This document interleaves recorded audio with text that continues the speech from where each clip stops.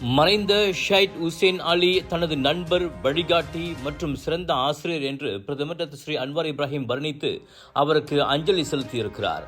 PKR ஆலோசனைக் குழுவின் துணைத் தலைவருமான ஷைட் உசேன் மலாயா பல்கலைக்கழகத்தின் பேராசிரியராக பணியாற்றிய காலத்தில் தமது விரிவுரைகள் மூலம் பரந்த அறிவு, மதிப்புமிக்க குறிப்பு மற்றும் ஞானத்தையும் வெளிப்படுத்தியதை நினைவு கூர்ந்து அன்வார் தமது முகநூலில் பதிவிட்டார்.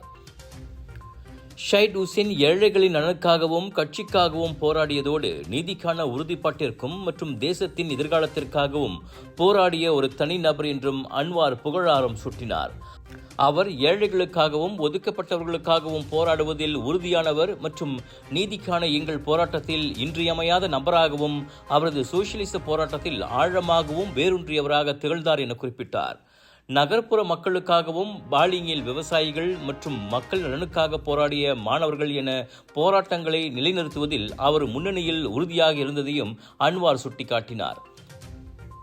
அரசியலில் 1990ஆம் ஆண்டு முதல் 2003ஆம் ஆண்டு வரை பார்ட்டி ராக்கியாட் மலேசியாவின் தலைவராகவும், PKRின் இணை நிறுவனர் மற்றும் துணைத் தலைவராகவும், முற்போக்கான மலேசியாவை உருவாக்க நீதியின் கொள்கைகளை வலுப்படுத்த உதவியதையும் அன்வார் நினைவு கூர்ந்தார்.